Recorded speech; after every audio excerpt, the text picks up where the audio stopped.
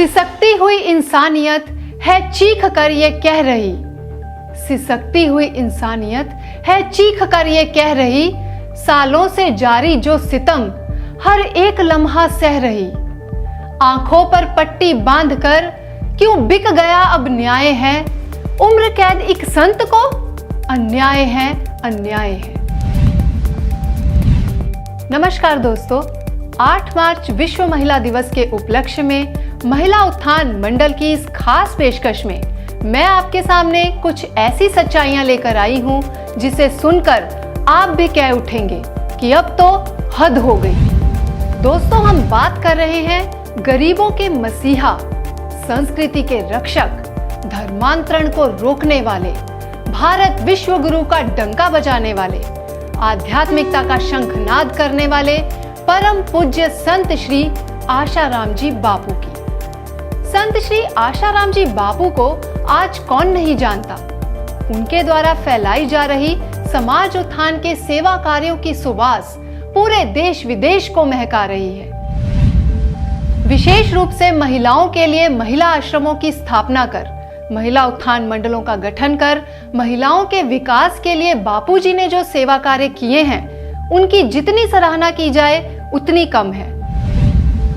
हाँ, ये बात और है कि महिला उत्थान मंडलों द्वारा चलाए जा रहे चले स्व की और आध्यात्मिक उत्थान शिविर, तेजस्विनी भव अभियान, दिव्य शिशु गर्भ संस्कार केंद्र, गर्भपात रोको अभियान, रक्षा बंधन कार्यक्रम, कैदी उत्थान कार्यक्रम, तुलसी अभियान और दरिद्र नारायण सेवा कार्यों को आज देखकर भी अनदेखा किया जा रहा है। दोस्तों, अगस्त 2013 में एक ऐसी आंधी चली जिसने धर्म, संस्कृति, संस्कार, आध्यात्मिकता को अपने पैरों तले रौंद कर रख दिया। अब तो ऐसा कलयुग आया, अब तो ऐसा कलयुग आया, निष्कलंक बापू पे दुष्टों ने झूठा दोष लगाया कि अब तो ऐसा कलयुग आया। जिस नारी शक्ति की महिमा को जगाने के लिए संत श्री आशाराम जी बापू ने अपने बिगड़ते स्वास्थ्य, अपने कष्ट, अपनी पीड़ाओं को अनदेखा कर रात दिन एक कर दिया, उसी नारी ने नारी सुरक्षा के लिए बनाए गए कानूनों का दुरुपयोग कर एक के बाद एक मनगढ़ंत और बेबुनियाद आरोप लगाकर एक संत की, एक करुणामय संत के सम्मान को आहत कर दिया। कुछ इस तरह से कहते हैं संत श्री आशाराम जी बापू के प्यारे साधक। क्या वैलेंटाइंस डे की गंदगी को हटाकर मातृ पितृ पूजन दिवस की स्थापना करना गलत है? क्या बच्चों में सुसंस्कार सिंचन करने के लिए बाल संस्कार केंद्रों का स्थापना होना गलत है? क्या महिलाओं की आध्यात्मिक उन्नति के लिए महिला उत्थान आश्रमों की स्थापना होना गलत है? फिर भी आज ऐसे संत को पैरोल पर भी रिहा नहीं किया जा रहा है। ये हमारे भारत देश के कानून व्यवस्था का बिकाऊपन नहीं है तो और क्या है? Judicial system has taken this big decision only on the basis of one girl's statement. But just think once, what about the millions of women who were standing for Sant Shri Asharam Ji Bapu? All those women who are saying that justice delayed means justice denied. We want justice for Sant Shri Asharam Ji Bapu because main reason is why people's voice is suppressed and ignored. Release Bapuji as soon as possible. बापूजी की महिमा को तो शब्दों की माला में पिरो पाना कठिन ही नहीं बल्कि असंभव है। ऐसे संत को पैरोल पर भी रिहा नहीं किया जा रहा, कहाँ का इंसाफ है ये? भारत देश में इतना घोर अन्याय क्यों? ये सरासर कानून के बिकाऊपने को प्रदर्शित कर रहा है कि घोर से घोर अपराधी को भी पैरोल फलों तक की राहत मिल जाती है। लेकिन मेरे गुरुदेव आसाराम जी बापू को कोविड हुआ, कोई राहत नहीं। यहाँ तक कि मेरे गुरुदेव का हीमोग्लोबिन गिर के 3.7 हो गया, फिर भी सरकार की ओर से कोई राहत नहीं। कैसा है हमारे भारत देश का अंधाकरण। अब तो हद ही हो गई अन्याय की।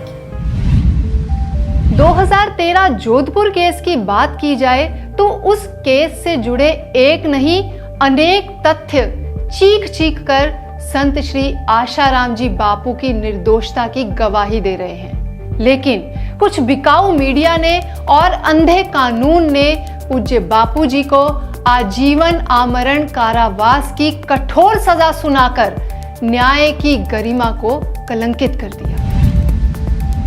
दोस्तों, अब बात करते हैं अहमदाबाद केस की। यहाँ की तो कहानी ही कुछ और बयां कर रही है।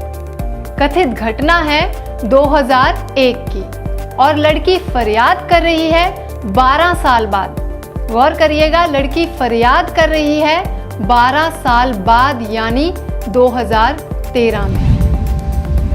2007 तक लड़की संत श्री आशाराम जी बापू के महिला आश्रम में ही रहती थी। सत्संग करने के लिए बाहर शहरों में भी जाती थी, लेकिन आश्रम से भागने के लिए उसको पीछे के दरवाजे की जरूरत क्यों पड़ी? खुद आरोप लगाने वाली लड़की अपने झूठे बयान को बदलने के लिए कोर्ट में अपील करती है, लेकिन कोर्ट से उसे अनुमति नहीं मिलती। और इस केस में हाल ही में 30 जनवरी 2023 को गांधीनगर कोर्ट ने जो शर्मनाक फैसला सुनाया है, उसे सुनकर तो ऐसा लग रहा है कि कानून ना सिर्फ अंधा है बल्कि बहरा भी हो गया है। दोनों ही केसों में पुलिस अधिकारियों और जांच अधिकारियों के अचानक बेवजह हुए प्रमोशन से एक घिनौने राजनीतिक षड्यंत्र की बू आ रही है। खैर, ये तो थी कुछ ऐसी सच्चाइयां जिन्हें भारत के कानून ने तो अनदेखा कर दिया और एक लोक हितैषी संत को दुष्कर्मी बाबा का नाम देकर जनमानस के हृदय में उनकी पवित्र छवि को धूमिल करने का निरर्थक प्रयास किया। खैर, कानून की आंखों पर तो पट्टी बंधी है, लेकिन आप तो भारत देश के जागरूक नागरिक हैं। इन झूठे केसों की सच्चाई को खुली आंखों से देख सकते हैं, समझ सकते हैं और महसूस कर सकते हैं। संत श्री आशाराम जी बापू के साथ हुआ अन्याय केवल उनके साथ नहीं बल्कि पूरी मानवता के साथ हुआ अन्याय है। आखिर कब तक आप हिंदू होकर भी मूक बधिर की तरह अपने ही देश के हिंदू संत के साथ हो रहे अन्याय अत्याचार का तमाशा देखते रहेंगे? यदि अभी भी कोई संदेह है तो देखिए एक और सच। जोधपुर और अहमदाबाद दोनों ही केसों में आजीवन कारावास की सजा के बावजूद बापूजी के भक्तों और समर्थकों की श्रद्धा में कोई कमी नहीं आई, बल्कि आम जनता की श्रद्धा भी संत श्री आशाराम जी बापू के प्रति बढ़ गई और ये किसी चमत्कार से कम नहीं है। दोस्तों, ये कोई अंधश्रद्धा नहीं बल्कि सत्य के प्रति अटूट विश्वास है, जिसकी जीत होकर ही रहेगी, क्योंकि सत्यमेव जयते। इतने षड्यंत्रों के बावजूद आज भी अनगिनत सेवाओं की बह रही है अविरल गंगा। आइए देखते हैं 2013 से 2023 तक के सफर की कुछ झलकियां।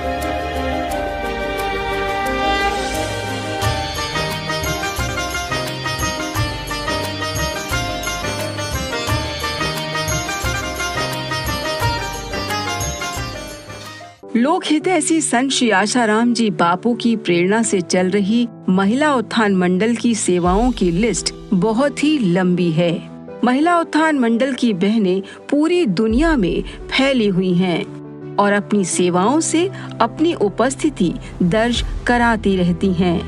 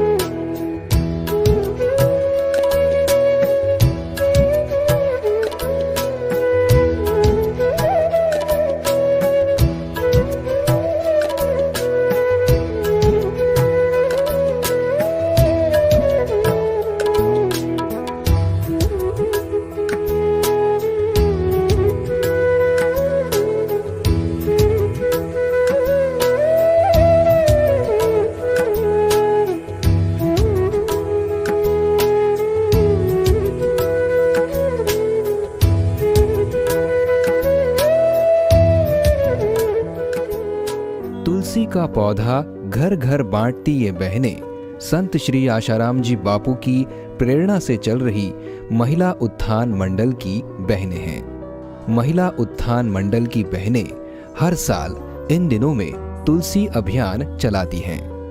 इस अभियान के तहत घर घर जाकर तुलसी का पौधा और तुलसी के पौधे के सेवन से होने वाले लाभ की विस्तृत जानकारी लोगों को भेंट करती है।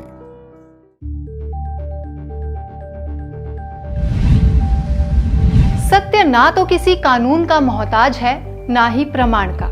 सत्य आपके सामने है, साफ और स्पष्ट।